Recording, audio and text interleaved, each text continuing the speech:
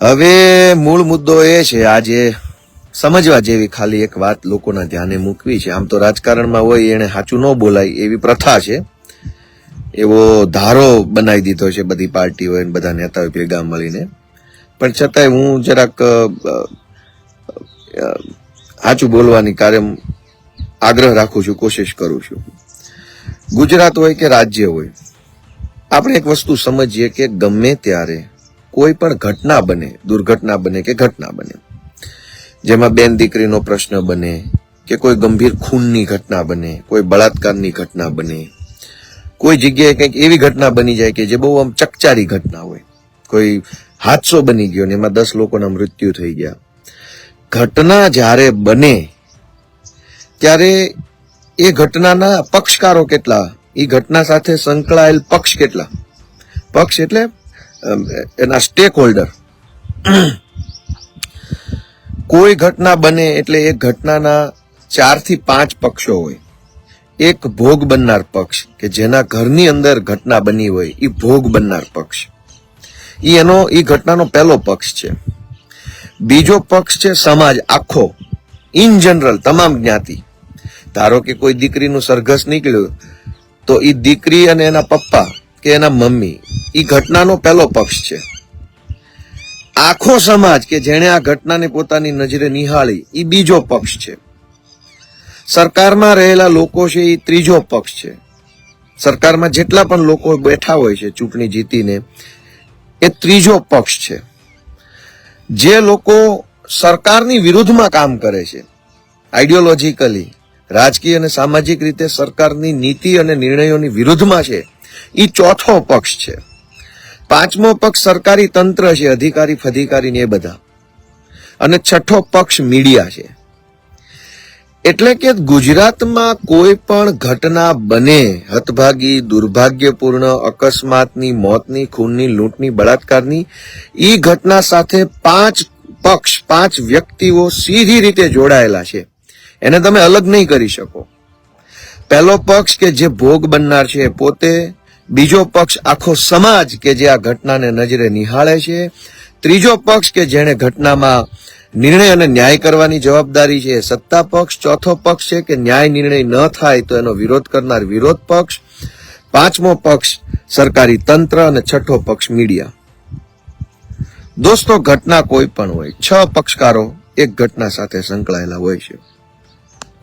પણ ગુજરાતમાં હમણાં ભાજપ વાળાએ એક પ્રથા બનાવી દીધી છે, એક રિવાજ બનાવી દીધો છે કે કોઈ પણ ઘટના બને એટલે ભાજપની એક ચંડાળ ટોળકી જે છે, આમાં રાજકારણ ન કરતા, આમાં રાજકારણ ન કરતા, આ ઘટનામાં રાજકારણ ન કરતા, એવી લવારી ચાલુ કરી દે ભાજપની આખી ટોળકી. અને એમાં ટીવી વાળા કેટલાક મળેલા છે એ ટોળકીમાં. આ આખી ટોળકી ભેગી મળીને ઘટના કોઈ પણ બને, બળાત્કારની, ખૂનની, લૂંટની, એક્સિડન્ટની, કોઈ હાદસો બની જાય, ઘટના ગમે તે બને, ભાજપની એક ટોળકી અને ટીવીમાં બેઠેલા ભાજપના કેટલાક ચીયર લીડર્સ, આ આખી ટોળકી ભો કરવા માંડે અને એવું બોલે કે આ ઘટનામાં રાજકારણ ન કરતા, રાજકારણ ન કરતા, જો રાજકારણ વાળા આવી ગયા, ગીધ આવી ગયા, આમ આવી ગયા, તેમ આવી ગયા. મારે ઘટના કોઈ પણ બને એના ઉપર 2 સ્ટેન્ડ લોકોને સમજાવવા છે, જનતાને અને ખાસ કરીને જાગૃત યુવાનોને, કે એક ઘટનાના 6 પક્ષકારો છે ને 6 પક્ષકારો એની અંદર ઇન્વોલ્વ હોવા જ જોઈએ. ઇન્વોલ્વ ન હોય તો ખોટું છે, એનો વિરોધ થવો જોઈએ.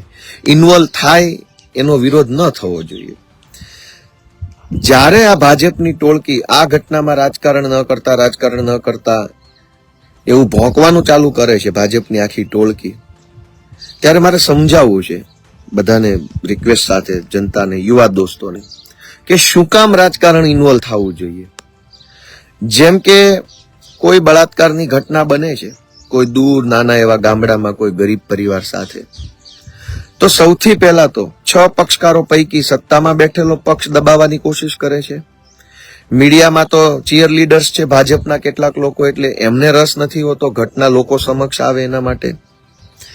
ત્યાર પછી સરકારી તંત્ર એ ગુલામ છે સત્તા પક્ષનું, એ પણ.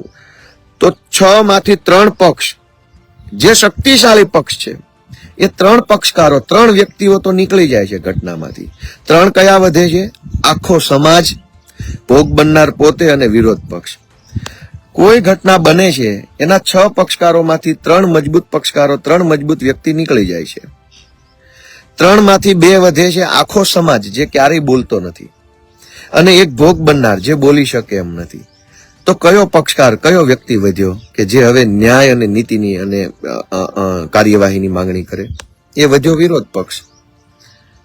દોસ્તો, તમે એક વસ્તુ સમજો કે જ્યારે કોઈ પણ ઘટના બને છે ત્યારે 6 પક્ષકારો, 6 વ્યક્તિમાંથી કમસે કમ 4 વ્યક્તિઓ હંમેશા ચૂપ રહે છે અથવા ચૂપ કરી દેવાની કોશિશ કરે છે. તો એવા સમયે પીડિતને ન્યાય અપાવવા માટે, પીડિતનો અવાજ બનવા માટે કોણ આગળ આવશે? એનો અવાજ બનવા માટે એક પક્ષકાર છે, જે છે સરકારના નીતિ અને નિર્ણયોનો વિરોધ કરતા પ્લેટફોર્મ્સ, જે એનજીઓ પણ હોઈ શકે, જે પોલિટિકલ પાર્ટી પણ હોઈ શકે, જે સામાજિક સંસ્થા પણ હોઈ શકે. દોસ્તો, હું તમને એક મહત્વની વસ્તુ સમજાવું કે રાજકારણ દરેક ઘટનાની અંદર હોવું જ જોઈએ, ઇન્વોલ્વ થવું જ જોઈએ. એના વગર કોઈ પણ સારું કાર્ય થવું અસંભવ છે. કેમ કે હું તમને અમરેલીનો દાખલો આપીને કોશિશ કરું કે અમરેલીની ઘટના સોશિયલ મીડિયામાં ચગી ગઈ એટલે આખા સમાજની નજરમાં આવી. તો આખો સમાજ પણ એક પક્ષકાર છે ઘટનાનો. જો આખા સમાજે એટલો રસ ન લીધો હોત, તમામ જ્ઞાતિઓએ, તો કદાચ ન્યાય ન મળે.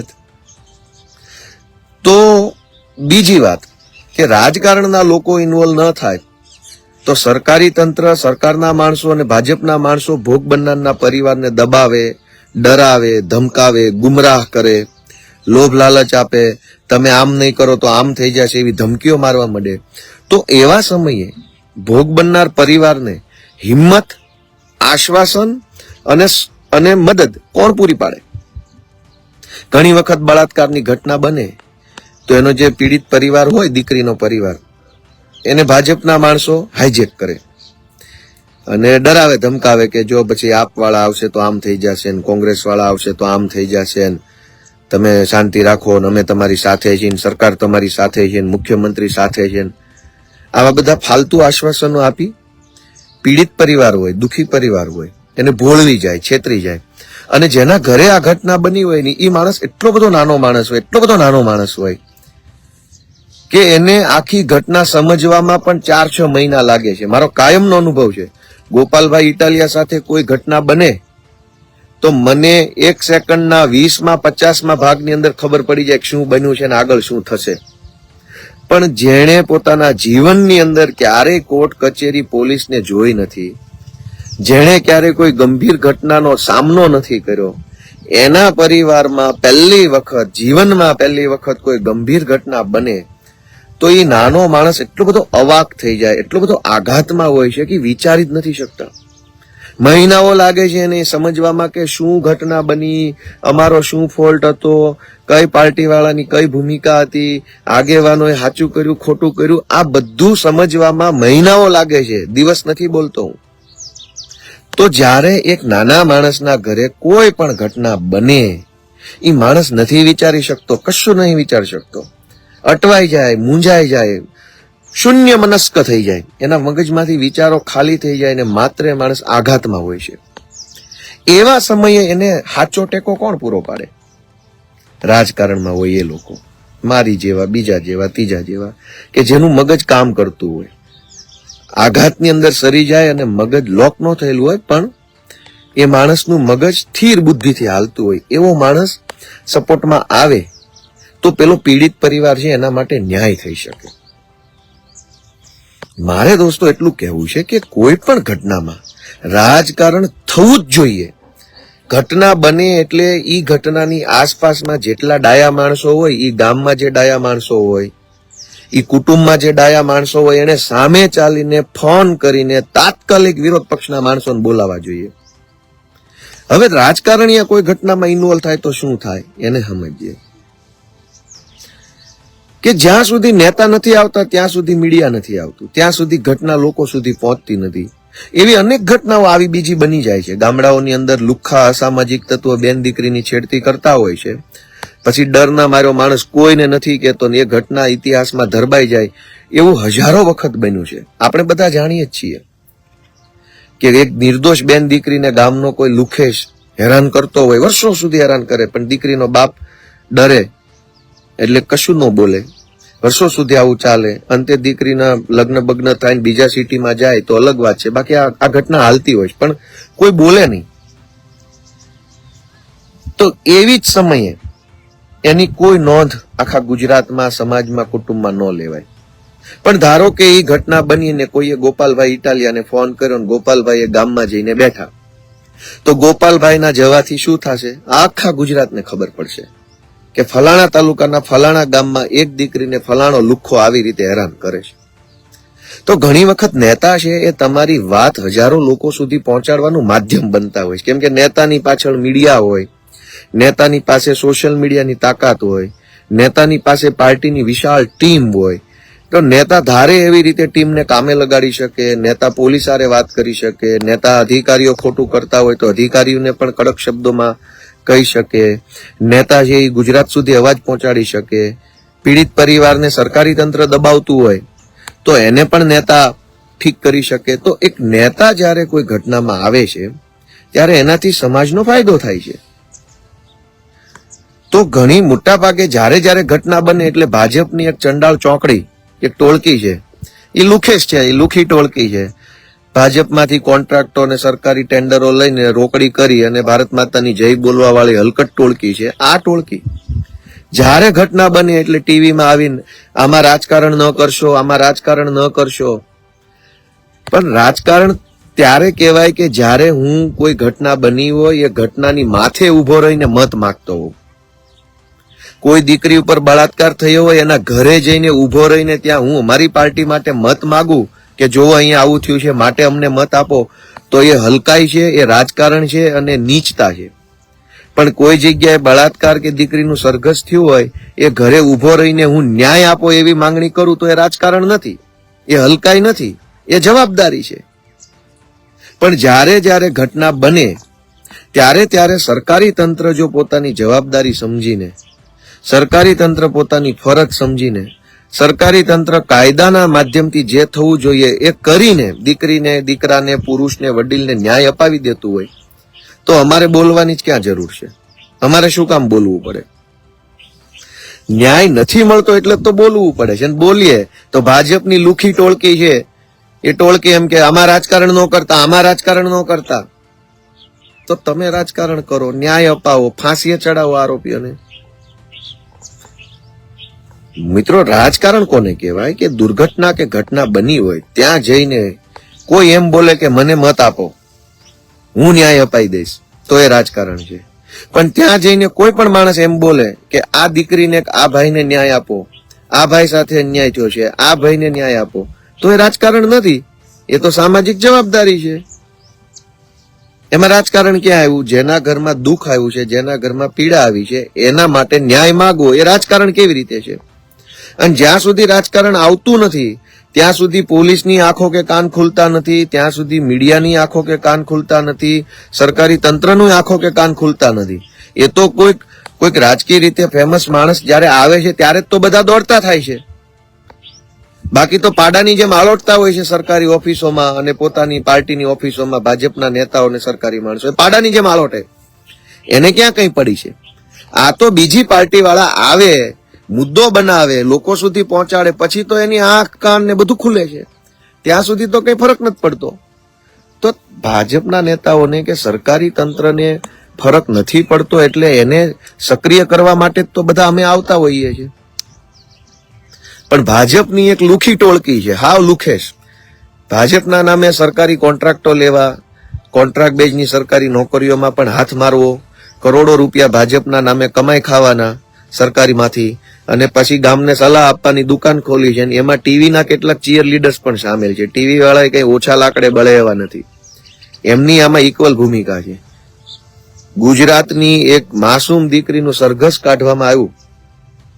ગુજરાતના એક પણ ટીવી વાળાએ ગુજરાતના ગૃહમંત્રીનું નિવેદન લેવાની કોશિશ નથી કરી.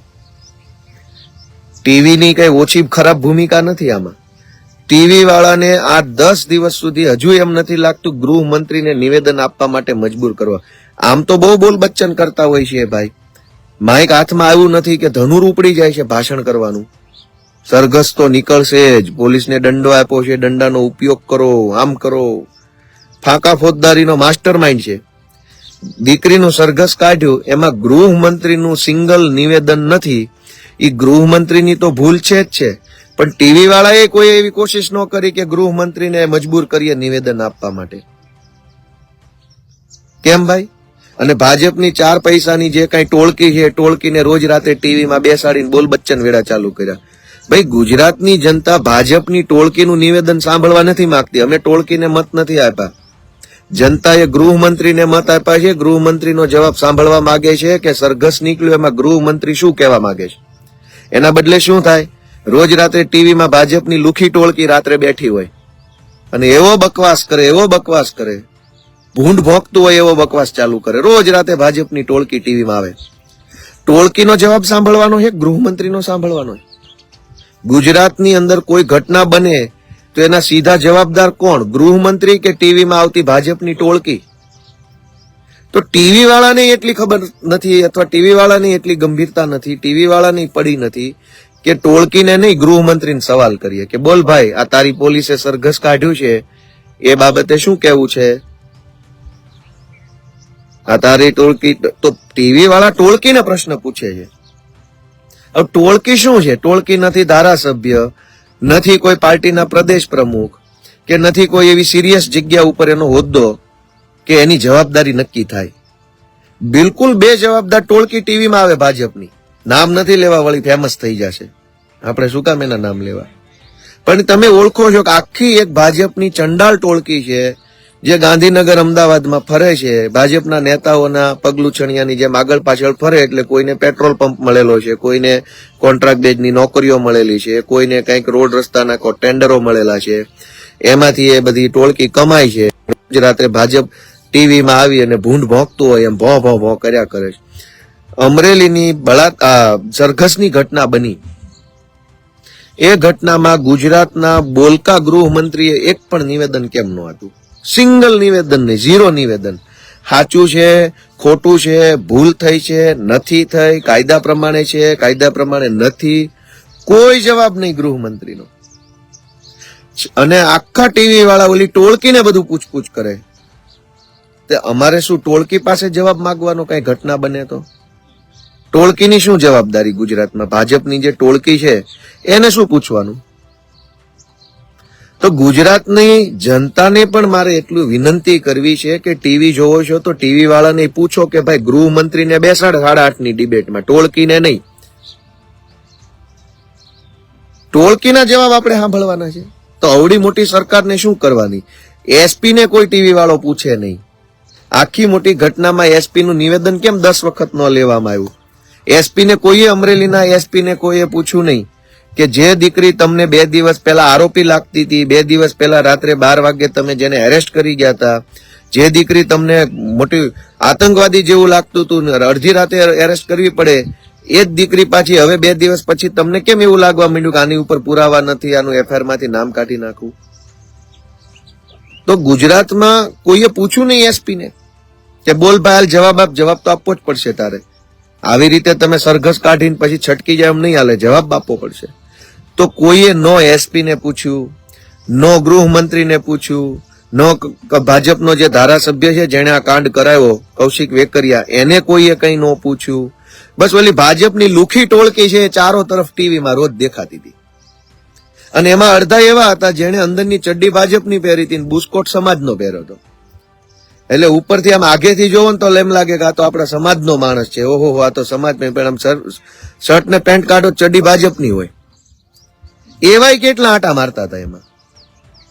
તો આ 5 દિવસના ઘટનાક્રમના અંતે મારું એટલું જ કહેવું છે કે માત્ર અમરેલીની ઘટના નહીં, ભવિષ્યમાં કદાચ ન કરે નારાયણને કોઈ ઘટના, દુર્ઘટના બને, એમાં આપણે એટલો જ સબક લેવાનો છે કે રાજકારણ દરેક ઘટનામાં ઇન્વોલ્વ થવું જ જોઈએ. રાજકારણ થવું જ જોઈએ. કેમ ન થાય? અને રાજકારણ નથી થતું ત્યાં સુધી અધિકારીની આંખ નથી ખુલતી, ભાજપ વાળાના કાન નથી ખુલતા, મીડિયાનો અવાજ નથી ખુલતો. રાજકારણ થાય પછી જ બધું ખુલવાનું ચાલુ થાય. તો રાજકારણ શું કામ ન થવું જોઈએ? અને રાજકારણ જે ઘટનામાં નથી થતું ને એ ઘટનામાં સરકારી તંત્ર તે પીડિત પરિવારને દબાવી દેશે. આ જે અમરેલીની ઘટના બની એમાં રાતે 12 વાગે પોલીસ વાળા લેવા ગયા હતા દીકરીને, રાતે 12 વાગ્યાના ઘરેથી લઈ આવ્યા. જો બીજા દિવસથી વિડીયો વાયરલ થયો ન હોત તો પોલીસ વાળાએ તે એના મમ્મી પપ્પાને પોલીસ સ્ટેશને બેસાડી અને એવા ધમકાવ્યા હોત તમારું આમ થઈ જશે ને તેમ થઈ જશે ને તમે ભાજપ વાળા કેમ કરવા માંડો, નહીં તો તમારી દીકરી છૂટશે નહીં, કૌશિકભાઈ કેમ તમે બોલી નાખો ને વિડીયો બનાવી દો, આવું થાત. એવું ન શું કામ થયું? કેમ કે રાજકારણ વાળા એની બાજુમાં હતા, અમે હતા બીજા હતા. અમે હતા તો પોલીસ એને દબાવી ન શકી. બાકી અનેક ઘટનાઓમાં પોલીસ ને મામલતદારો કલેક્ટરો જેને દબાવે છે. બીજી વાત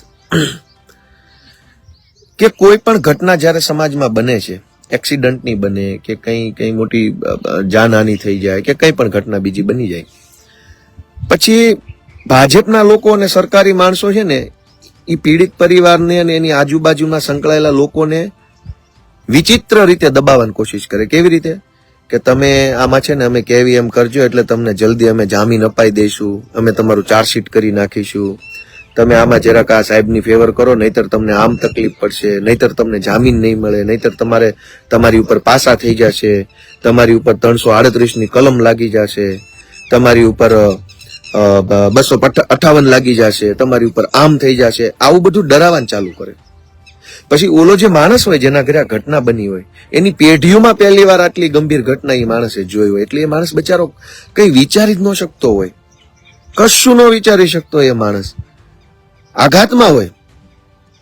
એવા સમયે એને કોણ સમજાવે કે ભાઈ તું ચિંતા ન કરતો, નિરાત રાખજે, બધું થઈ જાય, તારા જામીન થઈ જશે, તારે ભાજપ વાળા કેમ કરવાની જરૂર નથી, જામીન આપણો હક છે, મળી જશે, 1 દિવસ વહેલું કે 2 દિવસ મોડા પણ મળી જશે, બધું કોઈ ચિંતા નથી. આવું આશ્વાસન કોણ આપે? ને ભાજપ વાળા આપે કે જે લોકો સરકારની વિરુદ્ધમાં કામ કરતા હોય એ આપે? તો ઈરાદાપૂર્વક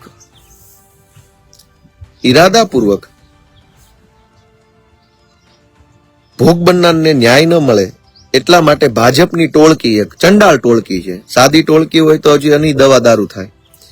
આ ચંડાળ ટોળકી છે જે 2 નંબરના કરોડો રૂપિયા ભાજપમાં રહીને કમાય છે. અને આ ટોળકી જ્યારે જે ઘટના બને એટલે ટીવીમાં આવીને ભૂંડ ભોંકતો હોય ને એમ ભોંકવાનું ચાલુ કરે, ભૂંડની જેમ.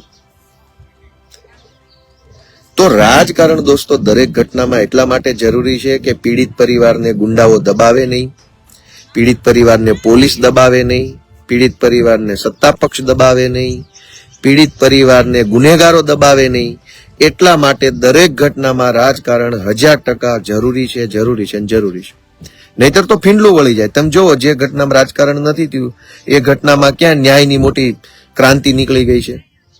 જે ઘટનામાં રાજકારણ થયું છે એ જ ઘટનામાં FIR ટાઈમે થઈ છે, એ જ ઘટનામાં આરોપીઓની એરેસ્ટ થઈ છે, એ જ ઘટનામાં આરોપી વિરુદ્ધ ચાર્જશીટો મજબૂત થયા છે.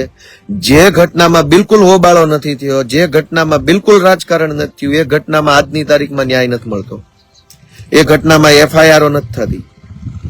તો રાજકારણ છે ને એ ભાજપ વાળાની એલોપેથી સારવાર છે. આ ભાઈએ કોઈ કોમેન્ટ કરી એમ. એટલે મારી દોસ્તો બધાને એટલી જ વિનંતી છે છેલ્લે કે ઘટના કોઈ પણ હોય એ ઘટના સાથે 6 વ્યક્તિઓ સીધી રીતે જોડાયેલા છે. 6 વ્યક્તિઓ દરેક ઘટના સાથે સંકળાયેલા છે. ડાયરેક્ટ એને લેવા દેવા છે જ. કોઈ એવું ન કહી શકે કે તમારે શું લેવા દેવા છે. જે ઘટના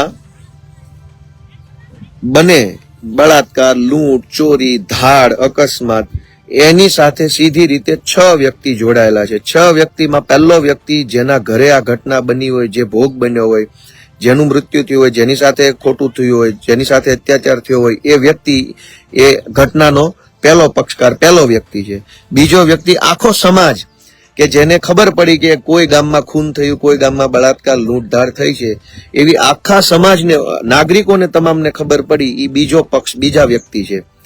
પહેલો વ્યક્તિ ભોગ બનનાર, બીજો વ્યક્તિ સમાજ, ત્રીજો વ્યક્તિ સરકાર, ચોથો વ્યક્તિ વિરોધ પક્ષ, પાંચમો વ્યક્તિ સરકારી તંત્ર અને છઠ્ઠો વ્યક્તિ મીડિયા. આ 6 વ્યક્તિઓ દરેક ઘટના સાથે સીધી રીતે સંકળાયેલા પક્ષો છે. આ 6 દરેક ઘટનામાં પોતાની જવાબદારી નિભાવવી જોઈએ અને જ્યારે જવાબદારી નિભાવતા હોય દરેક પક્ષો પોતાની રીતે ત્યારે ભાજપની ટોળકી, ચંડાળ ટોળકી, તોડબાજ ટોળકી ટીવીમાં આવી અને લવારા ચાલુ કરે છે કે આમાં રાજકારણ ન કરતા, આમાં રાજકારણ ન કરતા, આમાં રાજકારણ ન કરતા.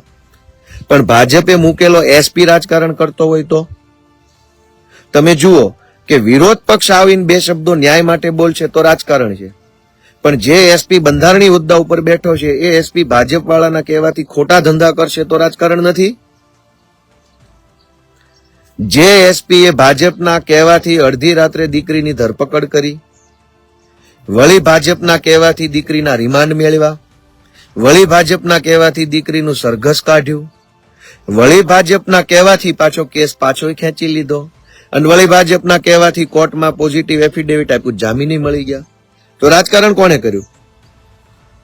એસપી એ જેમ ભાજપે કીધું એમ એસપી કરતા ગયા. એ ભાજપે કીધું તો એરેસ્ટ ને ભાજપે કીધું તો છૂટા. તો રાજકારણ કોણે કર્યું આમાં?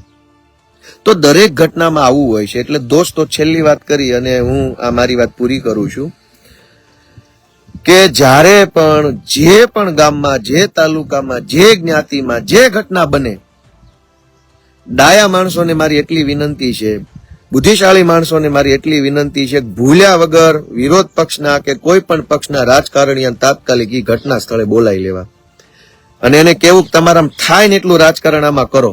કેમ કે જેટલા રાજકીય લોકો ઇન્વોલ્વ થાય એટલી જલ્દી એફઆઈઆર, એટલી જલ્દી કાર્યવાહી, એટલી જલ્દી ધરપકડ, એટલી જલ્દી બધું જ થશે. બાકી જે માણસ તમને આવીને એમ કે ભાઈ આમાં આપણે બિન રાજકીય, તો સમજી લેવાનું કે આ ભાજપની ચડ્ડી અને સમાજનો બુસ્કોટ પહેરીને ફરે છે.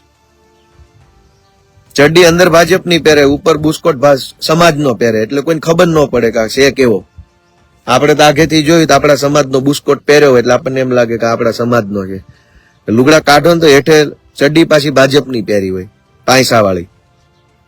તો દોસ્તો મારી એટલી વારંવાર ફરીવાર વિનંતી છે, ઘટના કોઈ પણ બને રાજકારણ અંદર હોવું જ જોઈએ, થવું જ જોઈએ, આવવા જ જોઈએ. નો આવે ને તો સામે આવીને ફોન કરીને બોલાવી લેજો. જેમ જેમ નેતા આવતા જશે ને એમ એમ મેટરની અંદર સારી કાર્યવાહી થશે. આટલી મારી વિનંતી છે. અને સમાજનો બુસ્કોટ અને ભાજપની ચડ્ડી જેને પહેરી હોય એનો બુસ્કોટ ને ચડ્ડી બે કાઢી લેવાની જવાબદારી જાગૃત નાગરિકોની છે. એકદમ ઉઘાડા પાડવાની જવાબદારી આપણા બધાની છે. બાકી તમે બધા જ મિત્રોએ ખૂબ સાથ સહકાર દરેક વખતે આપ્યો છે. ગોપાલભાઈ ઇટાલિયાને, આમ આદમી પાર્ટીને, અમને સૌને, એ બદલ હું હંમેશા તમારો આભારી રહીશ. લડવાની હિંમત અમને દોસ્તો તમારા પ્રેમમાંથી આવે છે કે કંઈક વાત બોલીએ, કંઈક ફેસબુકમાં લખીએ, ટીવીમાં બોલીએ તો તમે એ વાતને સ્વીકારો છો, વધાવી લ્યો છો, તમે સહાનુભૂતિ આપો છો, સંવેદના આપો, એટલે અમને હિંમત આવે છે કે ચાલો આપણે કોઈના માટે લડીએ. બહુ તકલીફ વાળું કામ છે, આસાન નથી. આ એટલું બધું તકલીફ વાળું છે કે લડવા બેસીએ એટલે ટીવી વાળા તે ઘણી વખત આપણે જે બોલ્યા હોય એ ન બતાવે અને ઊંધું બતાવે. અમુક લોકોમાં આપણા વિરુદ્ધમાં ભ્રમ ફેલાવવામાં આવે. આપણે ગમે એટલું ખરા દિલથી સારું કામ કરીએ એને ખરાબ ચિતરવામાં આવે. આ બધું સહન કરીને તે સમાજનું, જાહેર જીવનનું કામ કરવું એ બહુ અઘરું છે. એક તરફ પોલીસ તંત્ર આપણી વિરુદ્ધમાં કામ કરે, સરકારી આખું તંત્ર આપણને ખરાબ ચિતરવામાં કામે લાગ્યું હોય, ભાજપની ચંડાળ ટોળકી ટીવીમાં બેહીને ભોંક્યા કરતી હોય, આપણા વિરુદ્ધમાં એલફેલ વાતો કરતી હોય. આપણી પાસે બહુ મોટી આર્થિક તાકાત ન હોય, આપણી ટીમ પાસે એટલી બધી આર્થિક તાકાત ન હોય. આપણે જે સારું કામ કરીએ એ લોકો સુધી પહોંચાડવા માટેના રસ્તાઓ બંધ હોય. આ બધી જ વ્યવસ્થાની વચ્ચે પણ સમાજની અંદર ટકી રહેવું, કામ કરવું, મનોબળ ઊંચું રાખવું દોસ્તો ખૂબ અઘરું છે. છતાંય કરવું એટલા માટે છે કે અમને અંદરથી એવો ઉમળકો છે કે ન્યાય માટે જીવન ખપાવવાનું થાય છે. અને એટલે હારા લોકો જે ગર્જના કરતા હતા એ ભોંકવા માંડ્યા છે. ગર્જના કરતા ત્યારે ભાજપની સામે હતા, અત્યારે ભાજપમાં જઈને ભોંકવાનું ચાલુ કર્યું. તો હારા લોકો ગર્જના કરતા હતા ત્યાંથી ભોંકવા તરફ વયા ગયા છે. પણ અમે હજુ અડીખમ બેઠા છીએ. વિકેટ પડી નથી હજુ અને પડવાની નથી ભવિષ્યમાં. તમારા બધાનો પ્રેમ હશે તો આ ભોંકવા વાળા જે કાંઈ પણ લોકો છે, ભાજપની ટોળકી છે, એની આયુર્વેદિક ફાવે તો આયુર્વેદિક, એલોપેથિક ફાવે તો એલોપેથિક, અને એ સારવારથી ન માને તો પેસ્ટિસાઇડ્સ, જંતુનાશક દવાનો છંટકાવ કરીને પણ ગુજરાતને ભાજપને જંતુ મુક્ત, ભાજપના જીવાણુ મુક્ત, જંતુ મુક્ત કરવાનો ઈરાદો અમારો આમ આદમી પાર્ટીનો છે. તો આટલી જ વાત સાથે આપ સૌ દોસ્તોનો ખૂબ ખૂબ આભાર. તમે આટલી ધીરજ સાથે મારી વાત સાંભળી.